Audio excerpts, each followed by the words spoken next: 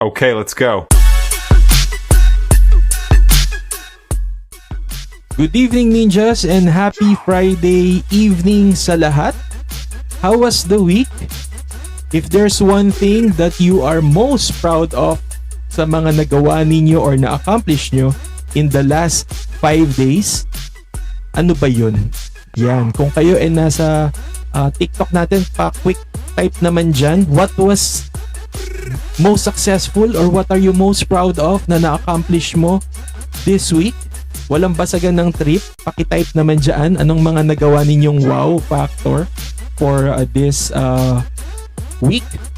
Pa-type naman dyan para naman makasimula tayong mag-spread ng good vibes as we enter the weekend. Similarly also sa mga nasa Facebook Live natin, anong naging masaya for this week? Pa-type naman po sa chat natin para mabasa ng mga nanonood natin. Spread good vibes, sabi nga nila. However, syempre hindi naman lahat ay successful. So kung meron kayong mga hiccups which you encountered over the week, I say let's leave them in the past, well for now, so that you can rest for the next 2 days. Deserve nating magpahinga. Deserve nating mag-recharge ngayong weekends. And speaking of weekends, anong plano ninyo? May mga plano na ba kayo sa weekend? Don't worry, it's never too late. Friday na ngayon, 10:31 sa clock ko ngayon. Pero hindi pa too late yan para magplano ka ng quick getaway, quick activities with your loved ones and your family. For the sake of the new people in our live stream, let me just go through the motion of explaining kung ano ba ang ginagawa natin ngayong gabi. Ba't tayo naka-live stream record? Anong ginagawa natin? At anong expectations? So once again, good evening sa lahat ng listeners and viewers. Whether you're listening via the recording eventually, via Spotify or in YouTube. This is the Office Ninja Podcast Live, an offshoot show of the Office Ninja Podcast, of which regular episodes are released every Sundays, 7 a.m. We do live stream recordings such as what we're doing now. Every Friday naman, 8 o'clock. And this one is edited and the recording premieres every Monday, 6 p.m. So ganun ang schedule po natin usually. And by the way, we had a good reception last week's live stream recording. So we are doing it again tonight. We are simultaneously doing our live both on TikTok, it's this screen, and on the Blue app, sa Facebook app naman. So let me also say hello over to our viewers in the ang tawag nila, Old Man app or the Blue app. Hello po sa mga nasa kabilang channel natin. Maraming salamat sa mga nagtatap-tap sa screen natin. I really appreciate the support. And also, please, I hope you stay for the duration of this live stream recording. Do interact with me later as this is the intention of the show.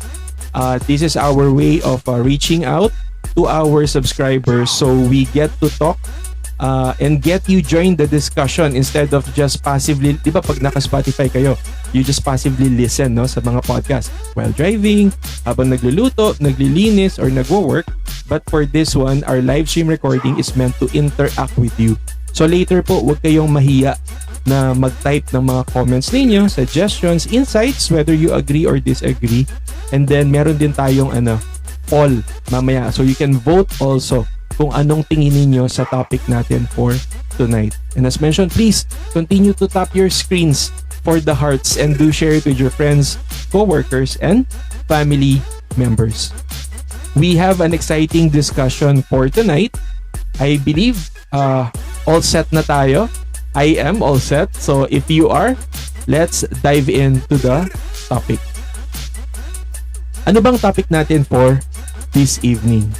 Ang sabi natin, kung nakita ninyo ang ating Instagram stories and Facebook stories for this week, ilang days ko rin pinopost ng iba't ibang material. Ang sabi natin, ikaw ang nagturo, pero siya ang mas mataas ang sahod. Ay, grabe naman. Sir Paolo Nicolo, thank you very much for the music on stage gift. Maraming salamat. Type yes kung nangyari na sa'yo to. Meron na ba dito po na nangyari sa inyo na ikaw yung nag-train tapos you found out na mas mataas pa ang sahod niya sa'yo eventually or na magiging boss mo pala siya? Sabi nga sa Gen Z language, sige, palakihin natin to. Kasi kung ikaw yung nag-share ng skills, tapos in the end, mas malaki pa pala ang take-home pay nung tinuruan mo, normal ba na mapaisip ka? Are you a trainer or unknowingly the unpaid career fairy godmother? Ulitin ko ha. Iba ang position title mo pero sa nangyayari, you're asking yourself ngayon, are you a trainer or unknowingly the unpaid career fairy godmother? So, all right, Office Ninjas, from our chat sa TikTok and the Blue app, let's talk about it. Paano tayo nagkaroon ng ganitong topic? Basically, these are from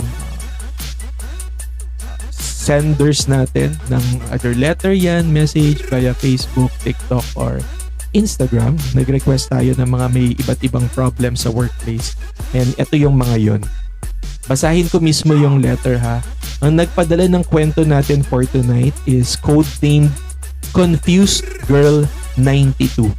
So, Confused Girl 92, kung sino ka man, maraming salamat sa iyong letter. Ay, sandali, may nag-comment na agad bago tayo magpunta doon sa letter. Sabi ni Nicolo, ganun na labanan ngayon. The best thing is be happy because you contribute a lot in your trainees. Get hold of that, Sir Paulo.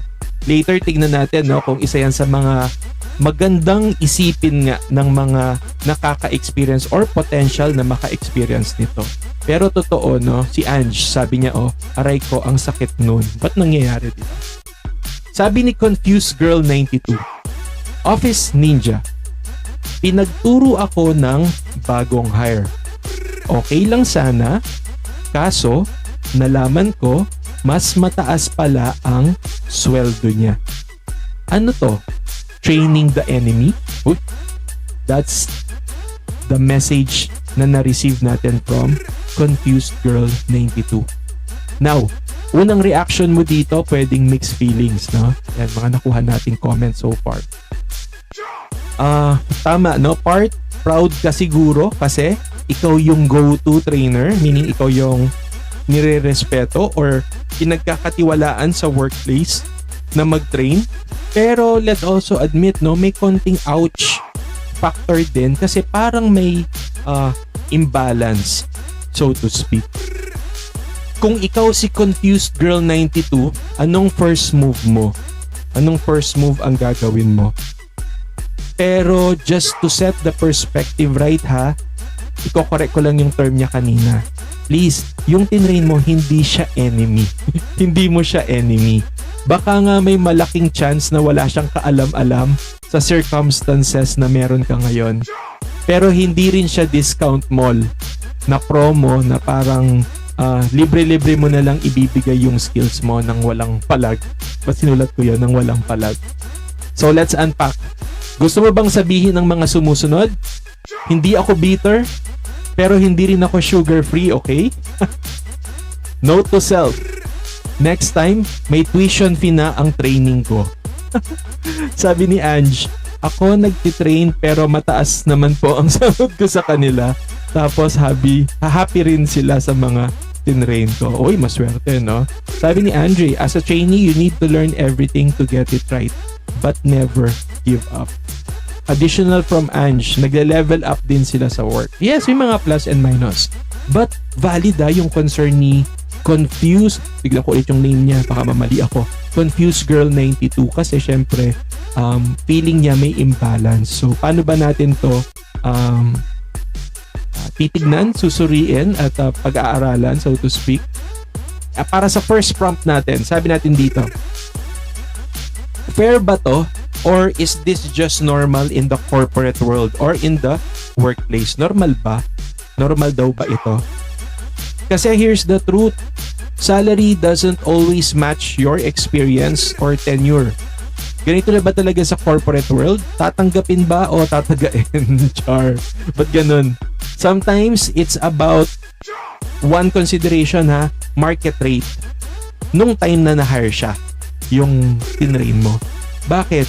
Kung mataas ang demand for their skill set when they came in the company,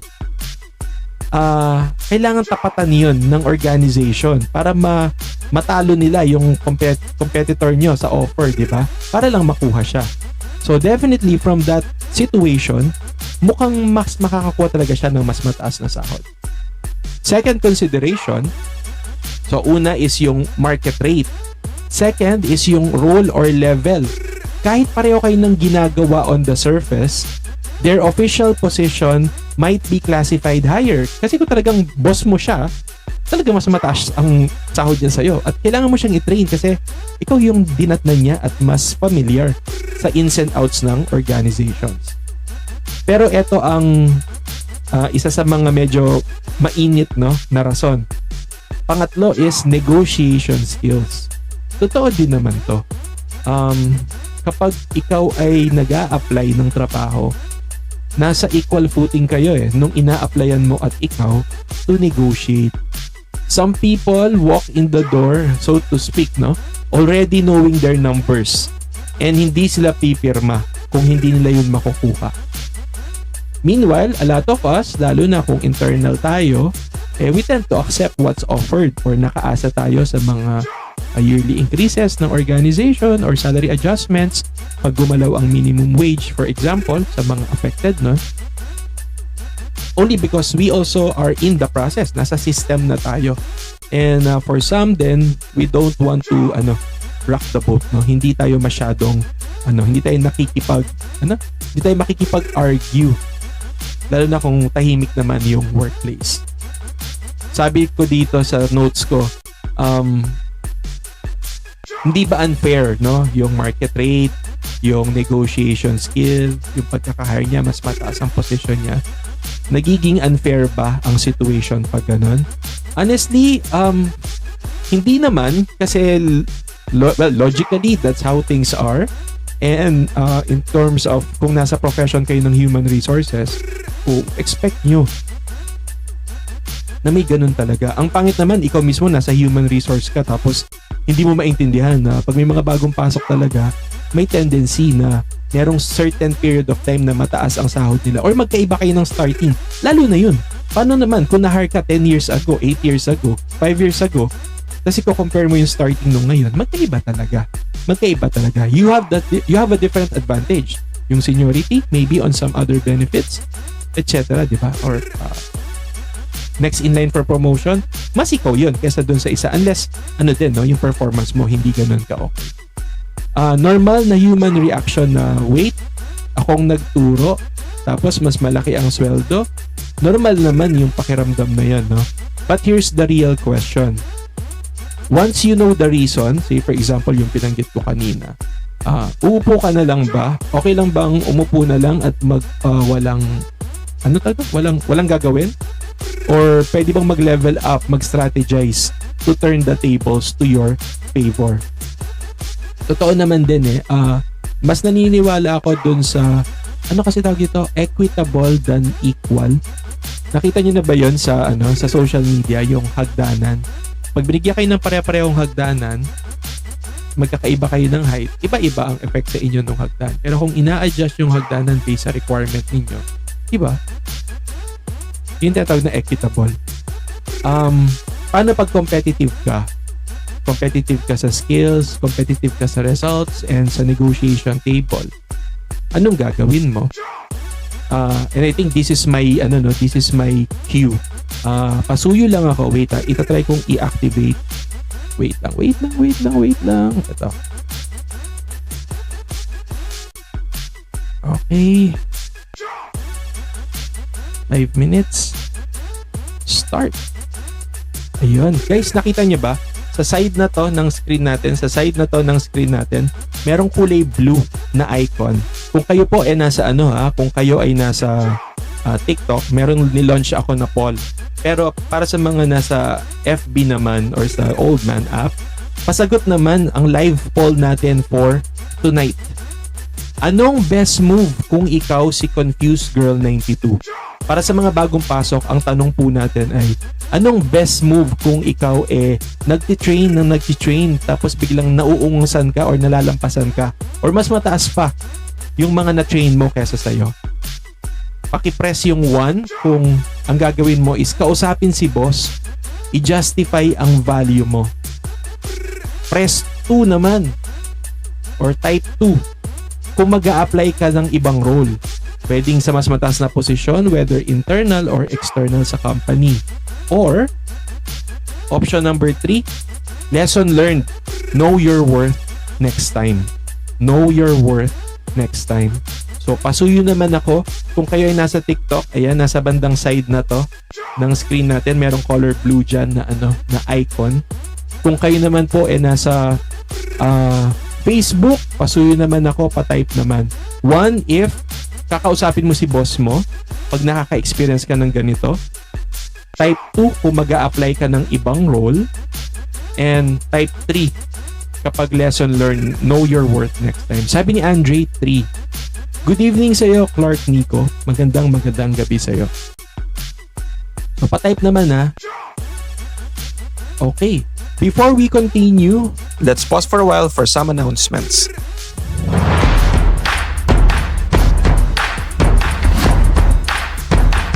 In a world shaped by change, one flame has continued to burn bright.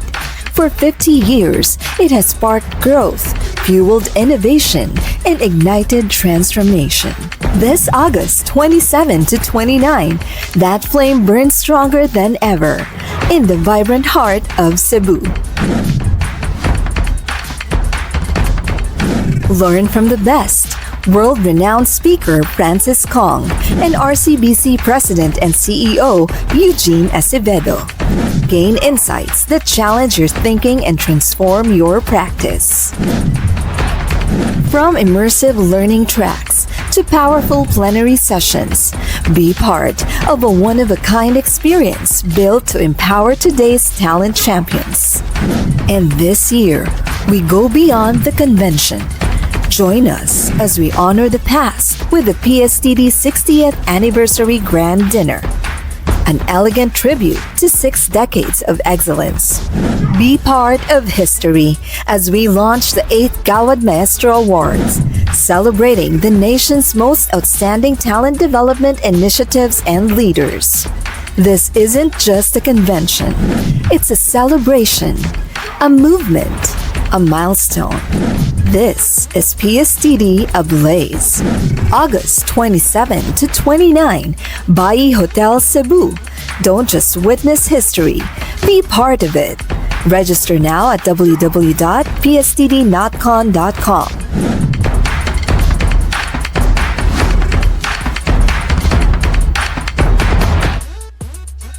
Now back to the episode. Okay, before we go to our second prompt, sakto medyo madami-dami na tayo ng konti sa live. Let's do a quick roll call. Roll call muna tayo. Pwede ba akong makisuyo sa mga nasa chat natin? Pa-type naman kung saan kayo nanonood ngayon, saang lugar kayo. I'm currently in Angeles, Pampanga. So pasuyo naman ako, palagay naman po sa chat natin para i-shoutout ko na rin kayo. Para sa mga gusto magpa-shoutout, ayan, pa-type naman. Si Kuya John is from Aklan. Wow, ang layo. Maraming salamat sa pagdaan sa live natin. Taga saan po kayo? Saan kayo nanonood ngayong gabi? Pa-type naman para ma-shoutout ko rin kayo for tonight. Ganun din po sa mga nasa Facebook natin. Magandang gabi sa inyo. Pa-type naman po, where are you coming from para we can do a roll call, so to speak. Clark Nico, hello. Magandang gabi sa iyo. Happy Friday. Yun no? Pa-type naman saan kayo location ngayon para makita natin yung reach ng live po natin. Maraming salamat. Good evening once again, Tuti. Maraming salamat. Baliwag Bulacan from Kyle. Ayun guys, so far sa poll natin, Singit ko lang sa poll natin, ang nagli-lead is yung B. Mag-a-apply sa ibang poll. Ibang role. Maraming salamat. Lani Armin from Angeles City near Clark po. Maraming salamat and good evening po sa inyong lahat. Happy Friday everyone. Thank God it's Friday. MJ Bro, hello. Maraming salamat. Patype naman guys. Saan kayo nanggagaling sa live natin? Ayan, sakto. Hello sa 94 viewers natin. Patype naman po saan kayo ngayong gabi para ma-shoutout natin din kayo. Maraming salamat sa mga nasa live po natin. Aisha, hello. Good evening. Cons Santiago, magandang gabi sa inyo. Jovi De Paz, hello. Ay na, 113, 109. Kayo po, taga saan po kayo? I'm from Angeles, Pampanga. Ako po ngayon ay nagla-livestream from Angeles, Pampanga. Maraming salamat. Kayo guys, saan kayo located ngayon? Patype naman sa chat natin para sa ganoon makapag-roll call tayo and shout out. Kujo is from Manila. Good evening sa iyo, Kujo. Happy Friday. And salamat sa pagdaan sa live stream natin. Oh, 125 guys, 125. Saan po galing yung iba? Top Gun, hello. Mindanao from Archie. Archie is from Mindanao. Maraming salamat. Top Gun 28, hello. And thank you for the top guys. We're currently 8.6k na. Uy, si Top Gun is from Bulacan also. Marami tayong Bulacan. Proud taga Angeles. Hi Ronnie Boy, maraming salamat sa iyo. Taga saan ka Ronnie Boy? Cute Cat, hello. Ayan, nagsha-shoutout muna tayo guys before tayo tumuloy sa live natin. Hi Jay. Bukidnon. Archie, ayan si Archie pala ay Bukidnon. Wow. Ang layo. Grabe. Maraming salamat and shoutout po sa inyo. Sabi ni Balaba, shoutout Travis Sampit, hello. Hello din sa iyo, Richard. User 976, hello. Queenie, maraming salamat sa pagdaan. Meron pa bang magta-type? Meron pa bang magta-type ng kung nasan sila? Sir Kit, thank you. Thank you sa pa-rose. Appreciate the support. Thank you rin sa mga nagpa-follow guys ha. Maraming salamat. By the way guys, we're doing the live stream recording of The Office Ninja Podcast live. Itong podcast natin ngayon ay nire-record po natin at isasama natin siya sa i-edit natin. Ipapublish po ito sa Monday 6 o'clock. Maraming salamat. Shoutout daw kay Rian from Richard Versosa. Maraming salamat po. Okay. So we can continue. Punta na tayo sa ating second. Uy, Sir Paulo, thank you very much. Ang dami namang pag-gifts niyan. Salamat ng marami. Punta na tayo sa second prompt po natin. Sabi natin sa second prompt, being a team player is great. It's how you build trust and how you get known for being reliable. Ulitin ko lang ha. Sabi natin sa prompt number 2, being a team player is great. It's how you build trust and how you get known for being reliable. Now, bakit ba importante ito? Sinasabi natin na ang pagiging team player doesn't mean naman na free buffet ang skills mo. Kasi baka sabihin ng iba, kung team player ka, dapat hindi ka madamot, dapat willing ka mag-train. Totoo naman din. Kaso may fine line between being collaborative and being the person everyone runs to because you'll do extra work without question naman. Pero syempre, pag without recognition and without reward, ibang usapan na yon. Tapos kapag ang mga taong yan nag-get used to na yung company, yung boss, or yung mga peers mo, guess what? Magiging normal na siya. Kuha lang sila ng kuha, kabig lang ng kabig. Paano ka naman? Again, dito sa Office Ninja Podcast guys, we're trying to balance it out. Hindi naman tayo puro, gawin natin yung mabuti. Of course, gagawin natin yung mabuti, pero kung if you feel like hindi na siya patas or naaabuso ka na, hindi naman din yon yung gusto ng podcast natin. Kung ang sabi ko nga dito sa prompt, Kung asset ka, you deserve asset treatment. Ulitin ko ha, kung asset ka ng company, you deserve asset treatment. That means respeto. People acknowledging your role and contribution. Opportunities being considered for the next project, promotion or skills upgrade. And yes, sahod. Kasi hindi pwedeng puro clap-clap lang at good job lang ang balik sa'yo. Hindi naman pwedeng parang, uy, thank you, good job. Siyempre, tao ka rin lang, sabi nga natin, naghahanap buhay ka. So, merong dapat process, merong system na sasalo, especially if you're the go-to trainer. Here's the thing, effort is good, pero effort plus strategy. An effort that gets you noticed, sabi nga natin. Sabi dito, strategy gets you rewarded. Effort alone, you might end up as the go-to person, pero for the same pay, same role, and same recognition. Effort with strategy naman, that's when you start picking what you say yes to. Hindi naman sa namimili ka, pero syempre, meron ka namang right na mag-decide. Making sure na nag-a-align ba yun sa growth path na gusto mo, and learning how to negotiate also your value while you are still delivering. Hindi naman sa magdadamot, hindi naman sa magiging mapili ka. Ang sinasabi lang natin is if you're training someone today who's getting more than you, maging aware ka lang na okay, for this one, I'll allow it muna. Pero sana sa susunod naman, magkaroon na ng plan for me. Hello kay Ethan Labitad. Hello, Ethan Labitad from the TikTok Live. Maraming salamat. Paolo Nicolo, thank you very much also. Maraming salamat. So we can ask ourselves, how do you position yourself in situations where it also benefits you? Sabi natin dito, in the corporate world, hindi lang sipag ang puhunan. Diskarte din.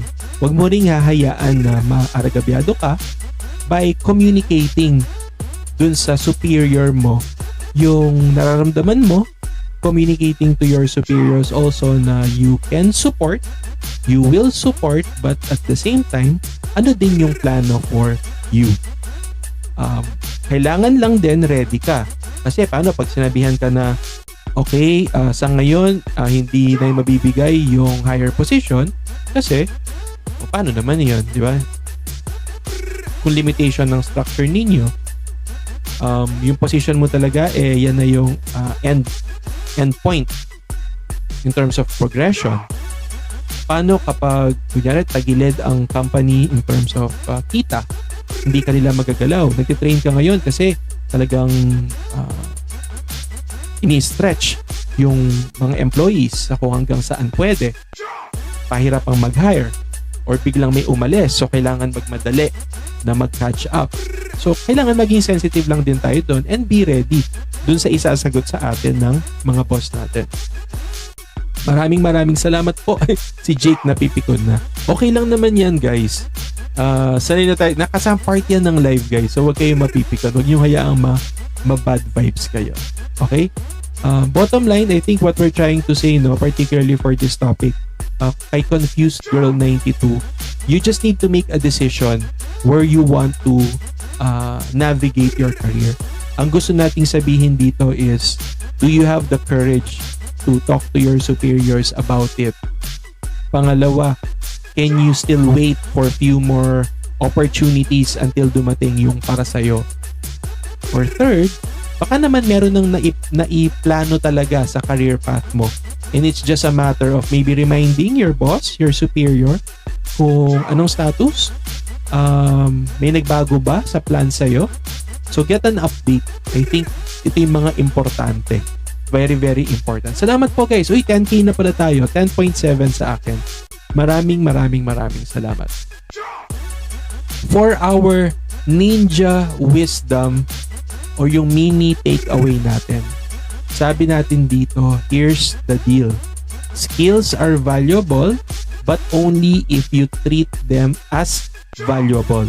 Commodity yan commodity. The corporate world won't automatically reward the person who gives the most. it rewards the person who knows their worth and position themselves for the next move. Being generous with your knowledge, ang tawag natin dyan, leadership. But being strategic and also still generous with your knowledge, that's how you turn leadership into leverage. So, ang sinasabi natin dito is keep teaching,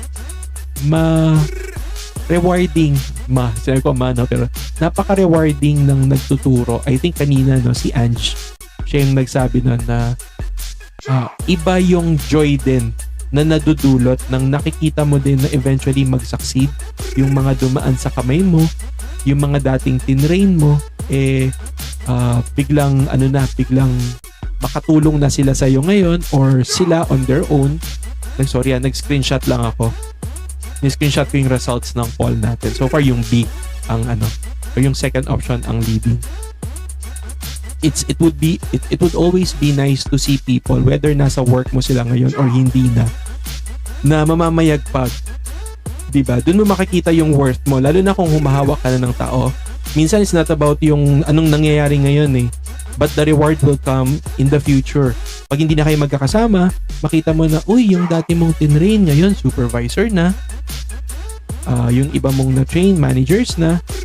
So, ako ngayon, for example, I'm in that part of my career na vocal na sinasabi ko rin sa mga nakakatrabaho ko or sa mga kaibigan ko, whether sa last 3 companies that I've worked with, na hindi na ako para sa achievement sa work. Kasi parang okay naman na, meaning nakuha ko na yung mga achievements na gusto kong magawa or marating.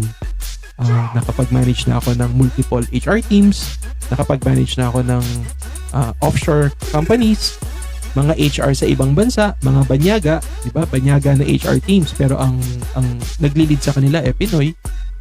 I've done both remote management and on-site management. May mga projects na rin naman na naging successful.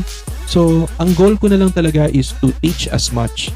Hindi ako madamot na hindi ako madamot magturo, hindi ako madamot mag-comment kahit na minsan napapasama. So, nangyayari din yun, no? Minsan ang intention mo lang naman tumulong, pero mamasamain ka or hindi nila iti-take yun positively, but it's okay kasi babalik ka dun sa intention. Ano ba ang reason ba't ka nagtuturo? Diba? Kung nagtuturo ka to help, magandang anchor yon kasi ang intention mo naman is tumulong. But of course, you need to take care of yourself also. Sa paanong paraan? Sabi nga natin kanina, 1, tignan mo rin kung gaano ba ka-receptive yung mga tinuturuan mo, kasi kung talagang hindi kasing receptive or how you wanted it, baka ibang strategy dapat ang paraan mo para maturuan sila. Kasi yung alam mo din na paraan ng pagtuturo, baka hindi yun yung nila, parang love language, no? Yung learning mode nila, where they will listen more, they will learn more, and understand you more. And then, pangalawa siguro, be courageous enough to talk to your superior kung saan mo gustong pumunta in terms of your career. Be transparent and saying na, okay, so kung wala pang plano ngayon, you can say yes, but hopefully by next year, for example, something can be done, because you also need to look after your career.